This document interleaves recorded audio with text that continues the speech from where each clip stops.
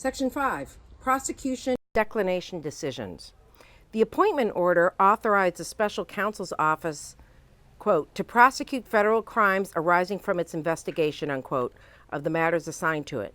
In deciding whether to exercise this prosecutorial authority, the office has been guided by the principles of federal prosecution set forth in the Justice, formerly U.S. Attorney's Manual.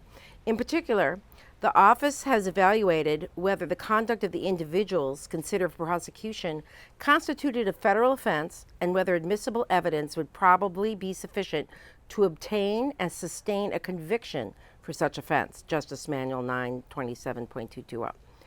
Where the answer to those questions was yes, the office further considered whether the prosecution would serve a substantial federal interest. The individuals were subject to effective prosecution in another jurisdiction, and there existed an adequate non-criminal alternative to prosecution. As explained below, those considerations led the office to seek charges against two sets of Russian nationals for their roles in perpetrating the active measures social media campaign and computer intrusion operations. Redacted, harm to ongoing matter.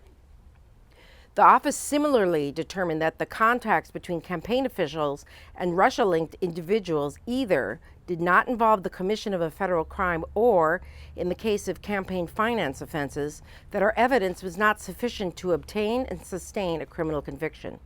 At the same time, the office concluded that the principles of federal prosecution supported charging certain officials connected to the campaign with making false statements or otherwise obstructing this investigation or parallel congressional investigations. Subpart A, Russian, quote, active measures, unquote, social media campaign. On February 16, 2018, a federal grand jury in the District of Columbia returned an indictment charging 13 Russian nationals and 3 Russian entities, including the Internet Research Agency, or IRA, and Concord Management and Consulting, LLC, Concord, with violating U.S. criminal laws in order to interfere with U.S. elections and political processes. The indictment charges all of the defendants with conspiracy to defraud the United States, count 1, 3 defendants with conspiracy to commit wire fraud and bank fraud, count 2, and 5 defendants with aggravated identity theft, counts 3 through 8, of the Internet Research Agency indictment. Concord, which is one of the entities charged in the count 1 conspiracy, entered an appearance through U.S. counsel and moved to dismiss the charge on multiple grounds. In orders and memorandum opinions issued on August 13 and November 15, 2018, the district court denied Concord's motions to dismiss. Citations. As of this writing, the prosecution of Concord remains ongoing before the United States District Court for the District of Columbia.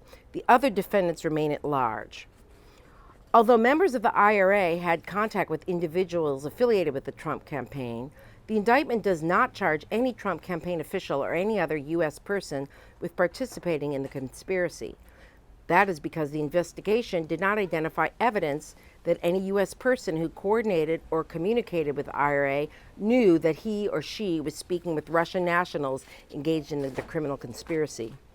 The office therefore determined that such persons did not have the knowledge or criminal purpose required to charge them in the conspiracy to defraud the United States, count 1, or in the separate count alleging a wire and bank fraud conspiracy involving the IRA and 2 individual Russian nationals, count 2.